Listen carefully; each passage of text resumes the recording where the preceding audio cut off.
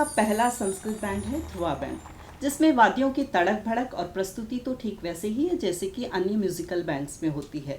अंतर है केवल भाषा का, जो है संस्कृत।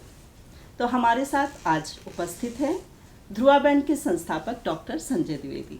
आपका डीडी न्यूज़ में बहुत बहुत स्वागत है। धन्यवाद धन्यवाद। संजय जी, रॉक और जैज बैंड के इस पॉप म्यूजिक के युग में संस्कृत बैंड के पीछे आपकी परिकल्पना क्या रही?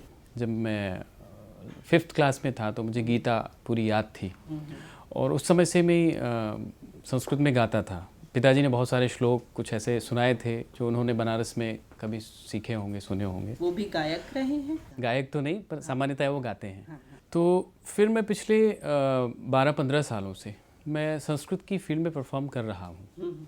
तो मैंने ये देखा कि हमारी संस्कृति के साथ ये हुआ कि समय के साथ थोड़ा सा जो संवाद होना चाहिए था वो कहीं कहीं नहीं हो पाया है। तो संगीत का होने के कारण और अपनी परंपरा का होने के कारण मुझे थोड़ा सा ऐसा लगा कि क्यों ना इसमें कुछ ऐसा प्रयोग किया जाए कि आज की जो पीढ़ी है, जनरेशन है, वो इस चीज़ से जुड़ जाए। क्योंकि बचपन से ही मैं संगीत सीख रहा हूँ और संस्कृत, दोनों चीज़ें ये समानांतर रूप से चल रही थी। तो फिर मैंने इसको इस बैंड के फॉर्म में जो कि डाला। ये अपनी तरह का एक नया प्रयोग था, तो आप इसकी सफलता के बारे में कितने आश्वस्त थे? जहाँ तक हम कोई काम शुरू करते हैं तो एक आस्था के साथ शुरू करते हैं, तो स्वाभाविक रूप से मैंने भी उसी एक आस्था के साथ काम को शुरू किया। समस्याएं तो स्वाभाविक हैं। आप जब भी किसी महान बड़े काम के लिए निकलते हैं तो चूँकि मेरा जो काम है ये मेरा निजी काम नहीं है, ये एक पूरी परंपरा को आत्मसात करने का और अपनी जो हमारी पुरखों की धरोहर है इसको आगे ले जाने का काम है। मैंने कहीं पढ़ा था कि आपने लिखा कि सूफी जो है वो संस्कृत का ही हिस्सा है। हाँ, मैं कैसे? जी। असल में कबीर ने जब शुरू किया था, वहाँ से जो निर्गुण भक्ति धारा के कवि थे वो, उससे भी पहले हमारे यहाँ जो दर्शन की जो कई धाराएं हैं उसमें सूफी जैसा कोई नाम तो नहीं है, लेकिन दर्शन की जो धाराएं हैं उनमें हमें वही तत्व मिलता है। तो जहाँ आत्मा और परमात्मा का संवाद स्थापित होता हमें दिखाई देता है, वहाँ वो प्रतिध्वनि मिलती है, वो अनुगूंज मिलती है। आप ऋग्वेद की ऋचाओं को भी गाते हैं इस फ्यूजन में। जी। तो हम सुनना चाहेंगे आपसे। संगच्छध्वं संवदध्वं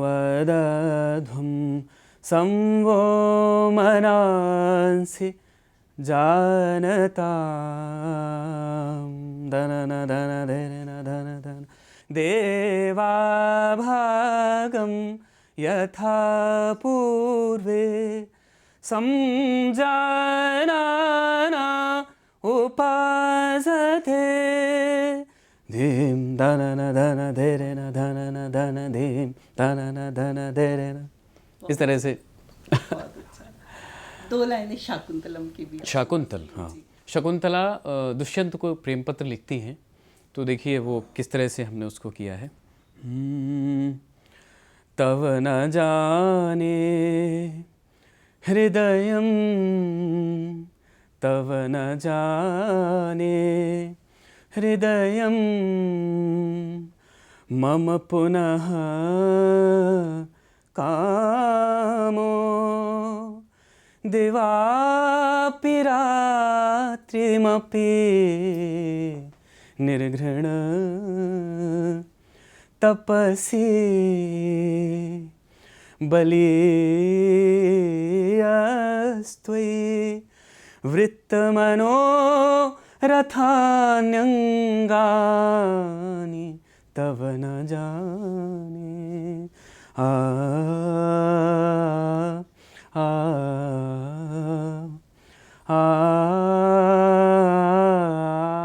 मैं ये जानना चाहती हूँ कि आपके कार्यक्रम की ऑडियंस की, मतलब जो श्रोता और दर्शक होते हैं, उनकी प्रतिक्रिया कैसी रहती है? क्योंकि संस्कृत समझने वाले तो कम लोग होते होंगे उसमें। जी, जिस तरह से हम परफॉर्म करते हैं तो हम थोड़ी सी भूमिका उनको बता देते हैं कि हम जो प्रस्तुत करने जा रहे हैं उसमें क्या चीज़ है, और फिर संस्कृत 50% लगभग शब्द हिंदी के ही तो संस्कृत के ही हैं, तो वो समझ में आता है।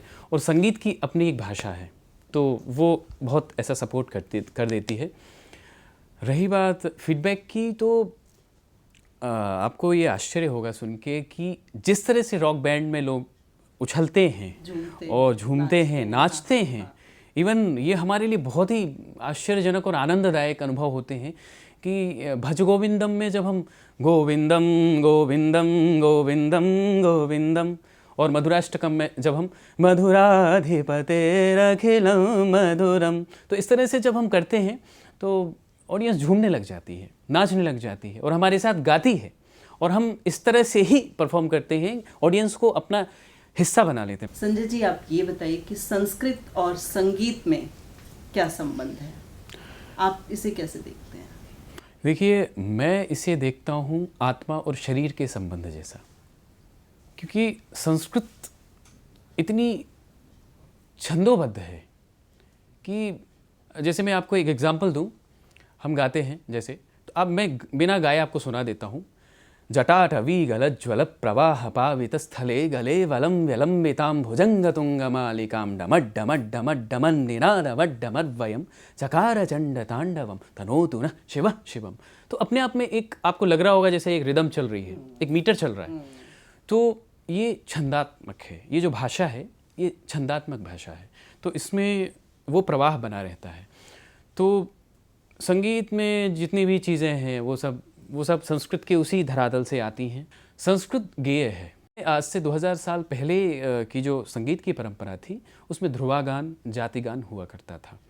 तो ध्रुवा एक पर्टिकुलर कंपोजिशन हुआ करती थी, तो इसलिए हमने वो शब्द एज इट इज़ उठा के और हमने अपने बैंड का नाम रखा हुआ है। संजय जी, वार्तावली कार्यक्रम के लिए समय निकालने के लिए आपका बहुत बहुत धन्यवाद। धन्यवाद। जाते जाते आप हमारे दर्शकों के लिए कुछ और मधुर सा सुनाते जाइए। मधुराधिपतेरखिलं मधुरम अधरम मधुरम वदनं मधुरम नयनं मधुरम हसितं मधुरम मधुराधिपतेरखिलं मधुरम।